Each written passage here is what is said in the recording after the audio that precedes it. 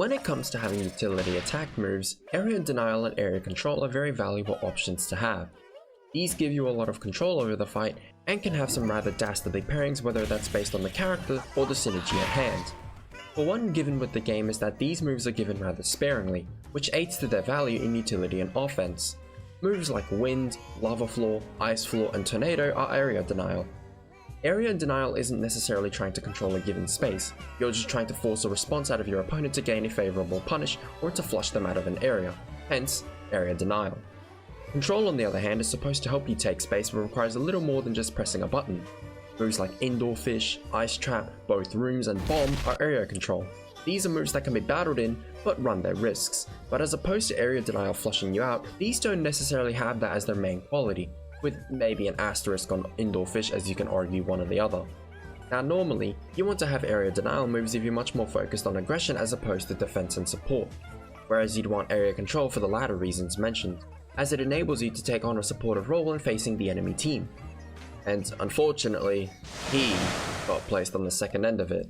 Kisame is an offense character with a focus on control and overwhelming your enemy, but in practice, he's the pre-Evo Mega Knight of ABA, for both the character and the players. And I want to give you an idea on just how much this character dumbfounds me on so many fronts, starting with how tame his moves sound on paper and how egregious they end up being in practice. Kisame's got some very simple moves: a disjointed guard break or aimable projectile guard break, a slow startup but useful stall and grab, a hyper armor barrage with load mobility and guard breaks on final hit, and a kiddie pool.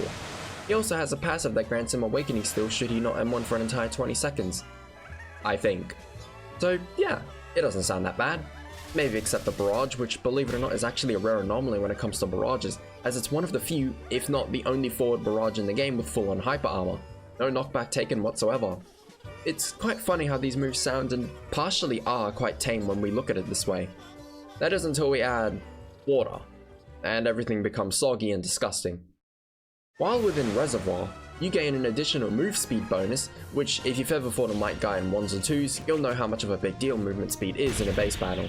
Suddenly your disjoint guard break has become a volley of guard breaks, and now your grab is a disjointed grab that nabs multiple opponents.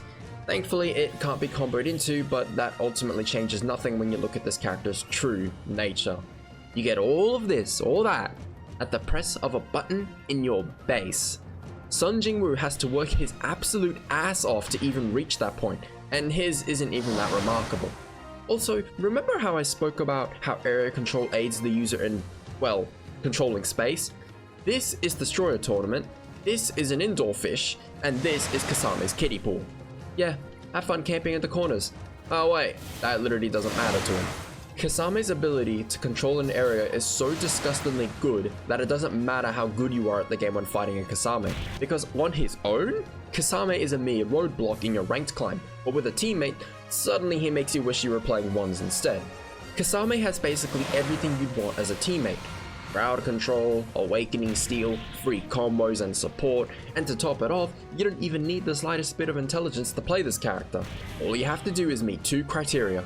1. Do you have cash? 2. Are you so bad at the game that I, a gold Alucard, consider you horrible at the game if you ever think of using something like Kisame? If yes, then congratulations, you are now officially the mid-ladder player of ABA. But because mid-ladder implies you actually got somewhere, I think it's safer to say low ladder. I don't know how I can state this as brutally as I want to, but it really does not take a single functioning brain cell to use this character with the intent of success. You genuinely just need a semi-competent teammate and let the buttons do the guiding. You have a barrage that's way more tedious to punish than it should be, an obnoxiously good guard break akin to Gilgamesh's Exterminate, or just better in some cases, a free speed boost with lots of area to cover, and a grab that, well, you don't even have to face your opponent to use it. You just press it and done. Congrats, you've done something with your sad Guppy life. Go do, honestly, get out of here, you useless sack of shit. Oh,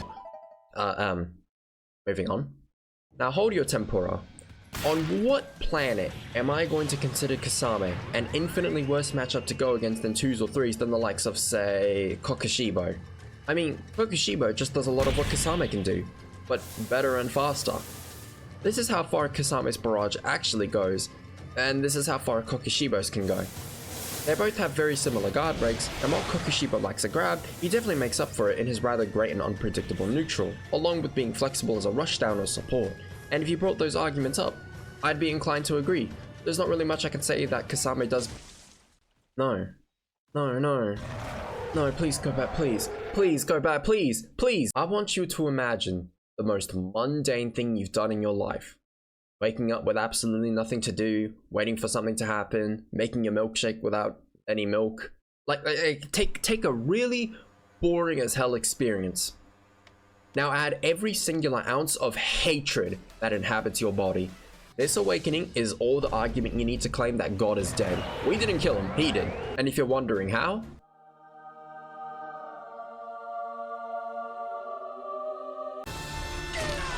so typically, a character's awakening strength can be determined by either the method to obtain it or how much the awakening sacrifices in return. Super Dummy's awakening is the perfect example of this. Complete garbage base, followed by the theoretical strongest awakening in the game. I say theoretical because I highly doubt there will be many people who can say lively things about Super Dummy's base. You know, the very thing separating you from infinite joy. Our lively Bubble Guppy over here has a shorter awakening duration, but not short enough to justify the amount of power you were given. No. You'll get your own video later. Now let's put into perspective how menial the awakening duration actually is. So most awakenings average about a single minute, with some being less than a minute and whatever few are above that. Kisame falls under the short bunch. Obviously. It should also be obvious that not every awakening falls under this logic, as there are awakenings like Caulifla, Akira, Jolene, and much more, who have consistent power through base and awakening. But notice how I said consistent. Here, you are granted an auto-tracking guard break, a multi-hit awakening steal, an auto-hit grab, and a volley of tracking projectiles. On paper, these moves are already superb, but pair the bubble and what you have is a zoning awakening with plentiful options for damage. With an awakening duration that may as well have not been added because it was most likely added as a cop-out to excuse this blatantly poor balance. But let's say my opponent is an awakened Gojo. I'd be a fool to use my guard break on him, as he can counter then go straight for Hollow Purple and put me into a death trap, even if I anticipate this. So we're at a standstill until my awakening ends, and he gets to blitz me with his. Oh wait, he has a teammate. You would be an actual fool to think Kisame's awakening has no viability in the grand plot of it all. This awakening disrupts a match so badly that the enemy team's entire playstyle now revolves around this one character. If you are not running either the most powerful awakening in the game or a character specifically tailored to put this fish down, you quite literally have no options to fight it and will be met with the bleakest of hopes. Now, with how current day ABA is and the bar for balancing quality gets lower and lower, I'd be willing to argue this is the equivalent to pre-nerf Pain Awakening if he was brought into modern day. Absurd for the time before, standard for the time now, which is a bit heartbreaking to say if I'm genuinely being honest.